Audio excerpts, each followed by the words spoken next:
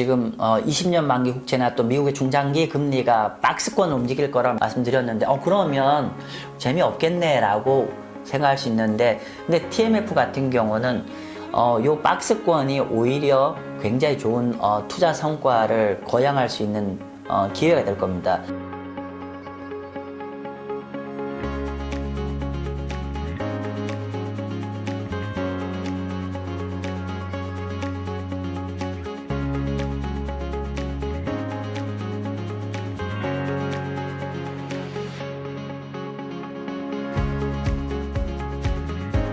네, 안녕하세요.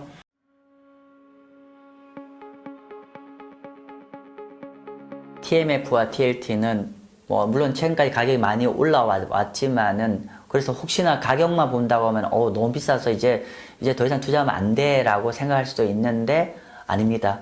TLT와 TMF는 이제 본격적인 투자의 장이라고 보시면 될 것 같습니다. TLT 같은 경우는 20년 만기 국채를 주로 투자한 일반 채권 ETF고, TMF는 TLT를 곱하기 3배로 하는 파생 상품이죠. TLT와 TMF 모두 다 20년 만기 국채 금리가 움직임에 그대로 연동돼서 가격에 움직인다라고 보시면 되는데, TLT나 TMF를 투자하시는 분들이 마치 주식처럼 투자하시는 분이 계세요. 지금 주식처럼 투자한다는 거는 가격만 보고, 야 이거 50불이고 45불이면 다시 50불 갖고 이렇게 판단하시는 분이 간혹가다 계시는데, 그렇게 하시면 절대 안 됩니다. 가격이 앞으로 오를지 내릴지는 차트를 보고 얘기하는 게 아니라, 중요한 거는 해당한 20년 만기 금리가 어떻게 움직이느냐를 갖고 얘기를 해야 되는 건데, 20년 만기 금리는 매크로에 따라서 움직인다는 거죠. 즉 매크로를 잘 읽어내면은 금리 움직임도 정확하게 읽어낼 수 있고, 이 금리 움직임을 알면은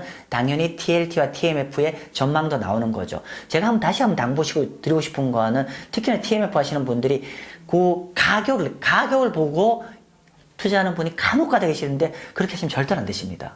여기서 우리가 TLT와 TMF를 가지고, 채권을 가지고 적극적으로 해서 좋은 수익을 내고자 하는 분들일 텐데, 이분들은 매크로 판단이 정말 중요할 것 같습니다. 그러면 말씀 주신 대로 20년 국채물에 대해서 앞으로의 전망은 좀 어떻게 보시는지.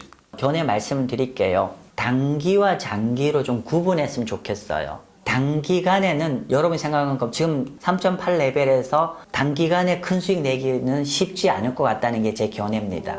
현재 금리 레벨에서 일정 부분 박스권으로 움직일 가능성이 높고, 여러분 한번 보시면 아시겠지만은 지금 3.8이라는 게 금년 연초 저점 레벨입니다. 박스권 지금 하단 근처일 것 같아요.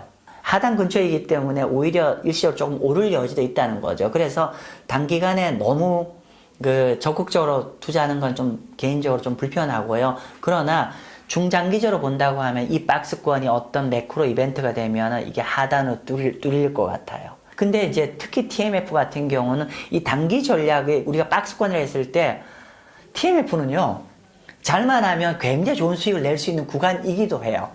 그냥 단순하게 buy and hold 어프로치는 박스권에서 하시면 안 됩니다. 오히려 제가 TMF 얘기할 때 항상 자주 쓰는 가장 많은 영어 표현 있잖아요. 뭐였죠? 스나이퍼처럼 하시면 이 구간 굉장히 또 좋은 수익을 거양할 수 있는 구간이기도 합니다. 다시 한번 정리를 말씀드리면은, 단기는 좀 박스권일 것 같고, 그러다가 중간에 중요한 매크로 이벤트가 좀 뜨기 시작하면은 이 박스권의 하단으로 탈출할 것 같다는 게 제 전망입니다. 지금 20년 만기 국채나 또 미국의 중장기 금리가 박스권 움직일 거라 말씀드렸는데, 그러면 재미없겠네 라고 생각할 수 있는데, 근데 TMF 같은 경우는 요 박스권이 오히려 굉장히 좋은 투자 성과를 거양할 수 있는 기회가 될 겁니다. 실사례로 요번에 이제 3기 과정을 진행하는데 금리의 상단과 하단을 좀 제시를 해드렸어요. 근데 그 금리 상단과 하단을 가지고 TMF를 투자를 한 거죠. 근데 생각보다 굉장히 큰 수익이 났습니다. 아마 놀랄만한 수익을 냈는데, 어쨌건 간에 제가 드리고 싶은 요지의 말씀은 뭐냐면은, 이런 긴 채권들 같은 경우는, TLT나 TMF 같은 경우는 이런 금리가 박스권 움직일 때도 우리가 잘 투자를 하시면, 효과적 투자를 하시면 굉장히 좋은 투자 수익을 얻을 수 있는 구간일 거고, 그래서 이번 9월달 시작하는 클래스도 가능한, 제가 아는 범위 내에서 가능한 요 금리에 대해서 상단과 하단에 대해서도 좀 많이 코칭을 좀 드릴 예정입니다.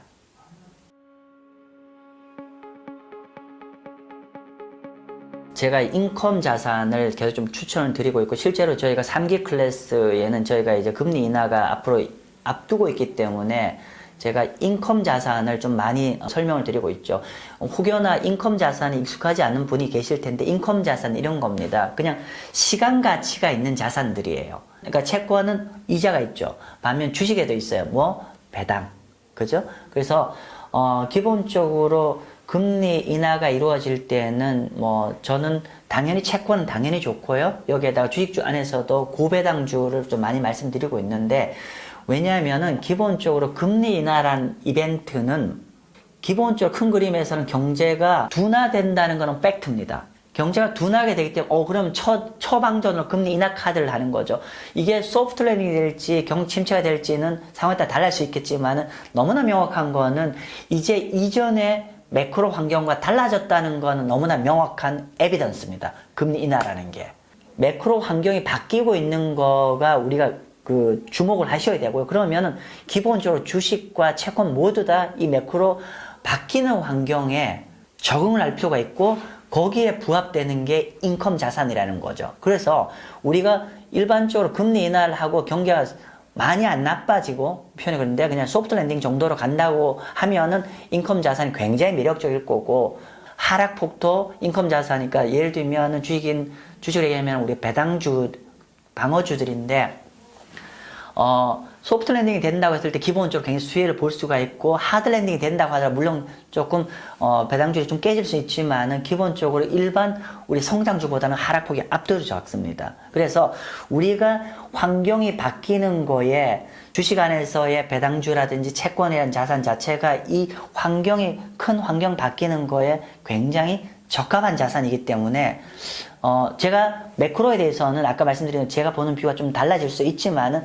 너무나 클리어한 거는 금리 인하라는 환경은 비포 앤 애프터가 환경이 바뀌고 있다는 거예요. 그러면 이 바뀌는 환경에 적합한 자산들이 인컴 자산이기 때문에, 제가 조금 사이사이 양념처럼 배당주 ETF도 좀 제가 설명을 좀 같이 좀 드리는 걸로 앞으로 하겠습니다.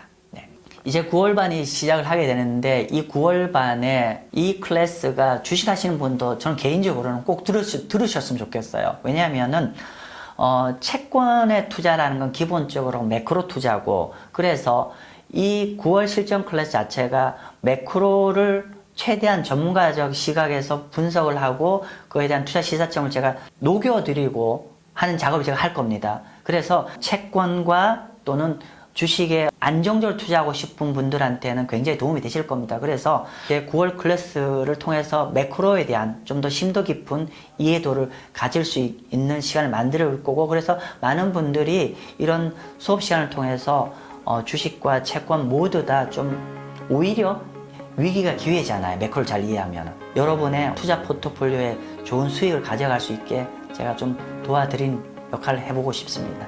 네, 감사합니다.